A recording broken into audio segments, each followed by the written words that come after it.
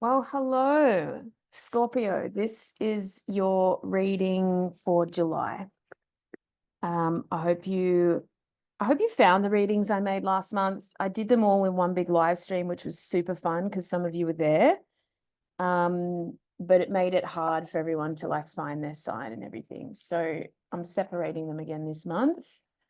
And I'm excited to bring these readings, actually. I feel like June was pretty big.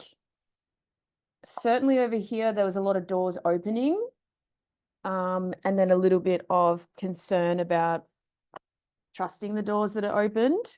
This is what I've been talking about with my clients anyway. There was steady progress, but even with steady progress, it can be a little bit difficult to understand how to keep it sustainable, how to trust the doors opening, how to trust the right people, and all those themes coming through. So there was a hint of self-sabotage in the air last month as well. Hoping that July brings new growth. We are in Cancerian season, so it can make it meaningful, intimate, emotional, dramatic sometimes, which I know you love, Scorpio. So let's have a look at what's on the cards for you this month. Now, again, the design of these readings, we're going to change a little bit. I'm going to do 3 tarot cards, which is going to represent your 3D world, what's happening, what's coming up, how can we stitch together the patterns, and then 3 shadow cards to honor that most of you are 5D beings living in a 3D world, which means we are working on both planes at once. The experience itself is difficult to be in 2 frequencies and to manage them.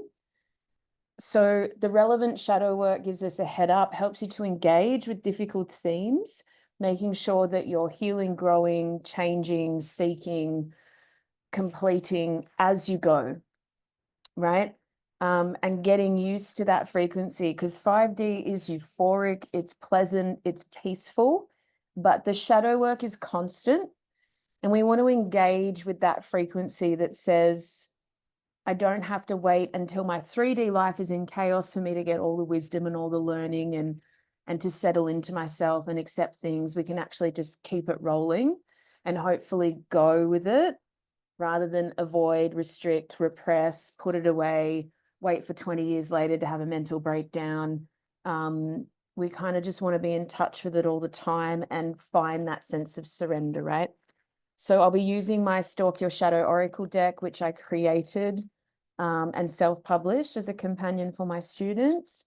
That makes us look at the shadow work through animal ally spirits, which is always a little bit more palatable and usually a bit easier and just really delightful to work with animal spirits, I find. I think we all have that craving that we would love them to be around and we'd love to talk to them all the time. And that's what shamanism really teaches us to do, is to be in connection with nature all the time, with animal messengers as exactly that, very potent messages for us always reading nature, the leaves, the wind, the seasons, the sounds, the constant moving through seasons, the change, the decay.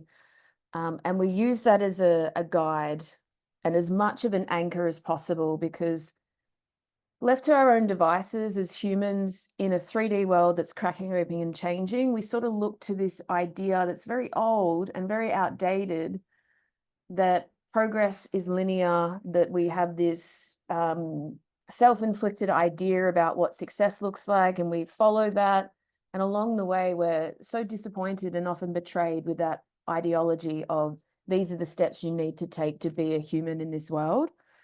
It takes the humanness out of being human, I believe. It takes out the real depth and feeling of just experiencing this world in a physical vessel as a soul that has a completely different ancestry, in an ancestral group, from a lineage at this time. It's really big stuff. So shadow work is relevant, and those that engage in it wholeheartedly and surrender to it. I'm not saying you have to love it. Most of us don't love it, but we feel that it's necessary for our evolution. So we engage. Try not to complain, but sometimes it is really dense, like this card suggests. So this card for me is, you might be burnt out, you might be exhausted, you might be feeling the weight of your mission, of this incarnation from a spiritual place, from a creative place. But this card says to me that you're not quite there yet. You can keep going. The rewards will come. Even though you're tired and exhausted, we do need a bit of courage to complete the cycle. So that might be completing a creative project, that might be completing an idea or something that you're passionate about. It could be creating a lifestyle that's meaningful for you. It could be parenting children in a certain way that takes all of your creative juice, because you're not just sending them off into the system and letting it all happen. It could also be launching a business, starting a hobby, learning an instrument, whatever it is, getting to a creative place. You will get there, but you've just got a little bit more to go. So you've got 10% more of the journey to go, but you probably feel like you're about to give up. Don't give up. It's coming. Realize how far you've come. Check in on your self-worth. You should be congratulating yourself for everything that you've built around you, the support network, the way to address your self-care, to find nourishment for yourself, to address your own needs first, and then other people, while remaining in strong boundaries, but caring, considerate, and nourishing for others, but never negating yourself. This card really brings in that balance, which is so hard to achieve for most. It's really, well, I must be my top priority, and I have to look at the relevant selfishness that brings up, but I cannot lose my connection with other people because they're part of my support network, but I cannot deem their needs bigger than mine. This is a tricky situation that we're all trying to navigate, but this one says, keep on a level of self-worth that prioritizes your emotional and spiritual nourishment first. If you keep going with your creative projects and you keep up with your self-worth, even if you're having arguments about it, even if it's tense with your relationships, even if it feels foreign, you will sail out of the storm into calmer waters this month. And this is also from a mind paradigm. You will feel a sense of, oh, all that hard work was worth it. Now I can coast for a little bit. The ground has been laid. The boundaries are in. The projects are on the way. The foundation is there for me to now realize that now I just need to maintain what I've built, right? So that's the key for July, maintaining what you've built with the boundaries and the respect and the structure that has been really difficult to create around you, but now it's time to uphold it, right? And upholding can just be, I'm dedicated to this. I make a decision. The elk comes through. This is the shadowy part, Scorpio. So the elk comes through to say,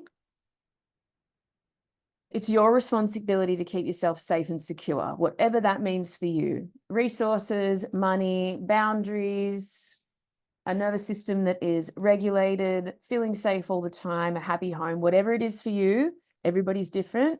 It's your responsibility. So don't get into the trap of convincing yourself that you have to create other people's security. It's not the case. You can cheerlead them towards their own security, but it's not your job. So they need to find their own structures. They need to find their own safety. They need to find their own habits, routines, everything to keep them safe and secure. It's not your responsibility. So you might want to look at a couple of scenarios in a new light and say, okay, am I taking on responsibility for them? Am I trying to work hard for their sense of structure? Is that my job? And if so, are there clear boundaries around that? So what part of that is my job and what is the agreement, right? So that can come through with family units a lot. The crane says, lead others through a very passive inspiration, which means live your life well, live it creatively, be the version of yourself that lights up your heart space, that brings you joy, that brings sparkle. Do it in a way that has, crane brings in this, do it in a way that has a bit of flair, right? Have a bit of fun with it. That is enough to lead others. You don't have to be like a motivational speaker telling people exactly what to do. You just have to live in your own alignment, and that will be enough for others to be like, oh, well, that looks kind of cool.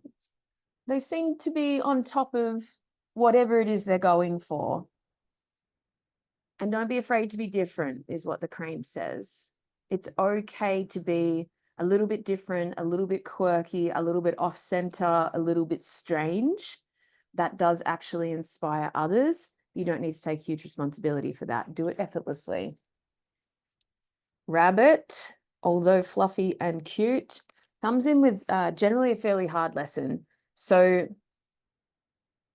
whoever you're surrounded by, make them the right people. The beauty of the rabbit is under the best conditions, they can breed like crazy. And they bring medicine, right? So when the conditions are right, there'll be a new potential for you. But if something or someone around you is creating discourse, disharmony, scarcity, or poverty in your environment, you'll be picking that up. So the rabbit desperately needs others. It is not a solitary animal. It does not go out there and roam the jungle on its own. The rabbit desperately needs others around it. So if that's the case, acknowledge the part of you that needs that. It's not a weakness or a flaw. It's actually a beautiful quality that makes sure you're selecting the right people, because under the right conditions with the right crew and the right inner circle and the right people, everything will flourish and everything will become abundant. Not because one or two people are saying, hey, let's get together and create this thing. It's just that in the right presence with the right connection points, everything will become abundant. So prioritize that inner circle, who's around you. Get yourself into the environments where you're positively influenced.